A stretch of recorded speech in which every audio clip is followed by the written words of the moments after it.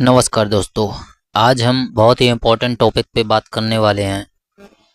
तो यहाँ पर पहले ही मैं बता देता हूँ किन किन शेयरों के बारे में बात करेंगे जो कि मैंने यहाँ पे होल्ड किए हुए हैं।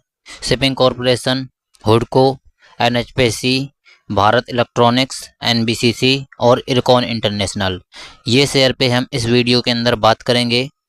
अगर आपने इन शेयरों को होल्ड किया है और इनसे रिलेटेड आपको कोई क्वेश्चन है तो आप ये वीडियो देख सकते हैं, वरना ये वीडियो छोड़कर आप जा सकते हैं। तो चलिए वीडियो शुरू करते हैं।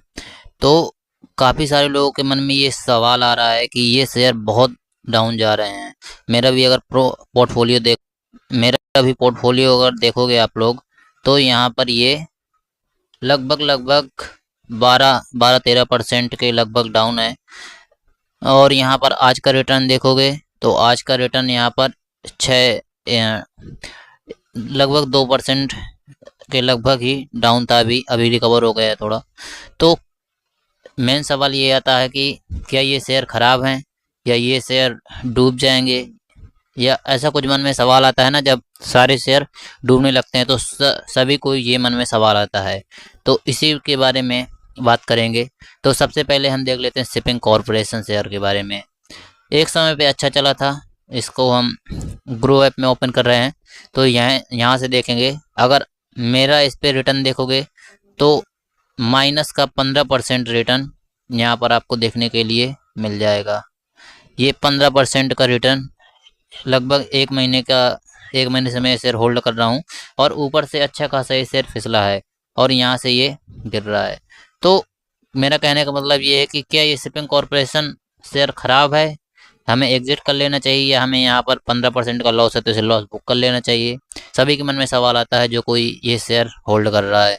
तो चलिए हम किस बेसिस पे ये डिसाइड कर सकते हैं कंपनी का बिजनेस कैसा है। अगर बिजनेस सही है तो कंपनी सही है तो वो कभी ना कभी रिकवर कर लेगी। अगर आज उसका शेयर डाउन जा रहा है तो वो ऊपर भी आ जाएगा, लेकिन अगर बिजनेस खराब है तो फिर वहाँ से निकलना होता है अपने को। तो यहाँ पर अगर हम इसके फंडामेंटल्स देखें तो कंपनी का मार्केट कैप अगर यहाँ आप देखोगे तो ये 11,000 करोड़ के लगभग है।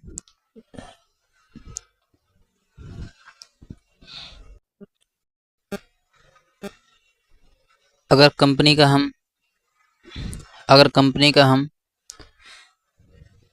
अगर कंपनी का हम पी रेशियो देखें तो 8 इंडस्ट्री का अगर हम पी देखें तो 8.39 है।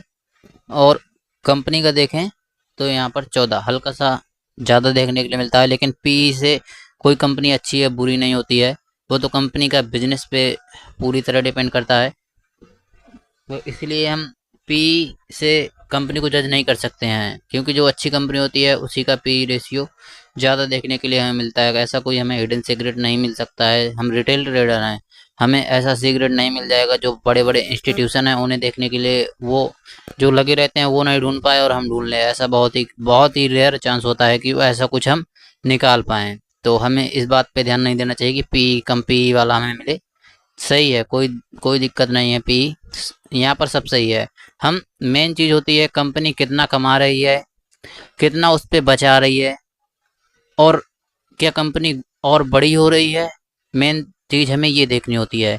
तो शिपिंग कॉरपोरेशन की बात करें तो हम यहाँ पर ग्रो ऐप के में हैं, इस पर सभी हमें फीचर्स आराम से मिल जाते हैं।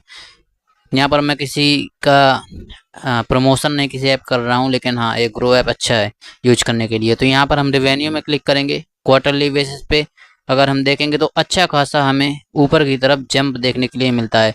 तो हमें यहाँ से बिजनेस ठीक दिख रहा है। रेवेन्यू क्या यहाँ पर ये प्रॉफिट भी अच्छा खासा बना रहे हैं। तो हमें क्वार्टरली बेसिस पे नहीं, हमें ये सारी चीज़ें ईयरली बेसिस पे चेक करनी चाहिए। क्वार्टरली भी हाँ कर लिया ठीक है, कोई दिक्कत नहीं, लेकिन ईयरली पे ज़्यादा अच्छे से समझ में आता है, उधर वॉल्यूम कम हो जाता है, इसलिए एकदम हमें सही चीज़ें दिखती हैं। तो हम ईयरली में क्लिक करेंगे तो ईयरली में अगर इस कंपनी का हम देखें तो प्रॉफिट हमें थोड़ा कहीं कम हो रहा है। 2020 में करें तो 4,000 के लगभग था, 2021 में थोड़ा सा डाउन हुआ, फिर अब गया और अभी 2024 में हल्का सा डाउन है। तो कहने का क्या मतलब हुआ, इसका शेयर ऊपर नीचे करता रहता है। तो यहाँ से अब गया, हल्का सा प्रॉफिट 2024 का डाउन है, अब 2025 का जो फाइनेंशियल ईयर है उस पर अगर ये अप जाता है, 5,200 करोड़ है, ये 5,900, यदि 6,000 करोड़ पहुंचता है, बहुत अच्छी बात है। यहाँ से अपना ये शेयर अच्छा खासा रिटर्न हमें देखने के लिए दिखाएगा। अब एक बात आती है, क्या कंपनी बड़ी हो रही है?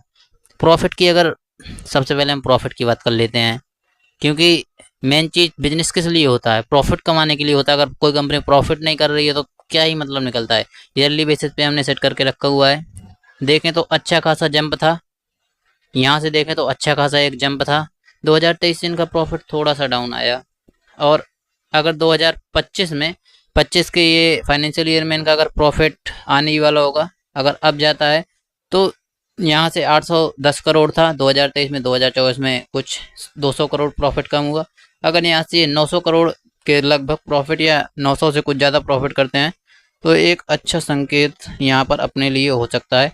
हालांकि ये बिजनेस ऐसा सरकारी कंपनी है, यहाँ पर कोई दिक्कत वाली बात नहीं है, हम जब तक चाहें तब तक होल्ड कर सकते हैं इसे। अगर बात करें प्रोमोटर होल्डिंग्स की, तो प्रोमोटर्स अच्छा खासा होल्डिंग है। यहाँ पर अगर देखेंगे आप तो 65% के लगभग है। रिटेल ट्रेडर यहाँ पर 22% है, और जो कहते हैं ना अच्छे इन्वेस्टर, वो भी अच्छे खासे हैं। और foreign institute, other domestic institute, यहाँ पर 12 से 15% क्वालिफाइड इन्वेस्टर इस शेयर को लिए हैं, होल्ड कर रहे हैं। तो इसका मतलब शेयर में कोई खराबी नहीं है। तो पहला एनालिसिस ये था। यहाँ पर ये शेयर अगर पूरी एक बात में समाप्त करना चाहूँ तो इसे हम होल्ड कर सकते हैं। तो यहाँ पर घबराने की बात नहीं है। अगर ये नीचे आता है तो ये यहाँ पर खरीदने वाली बात होती है एवरेज करने के लिए।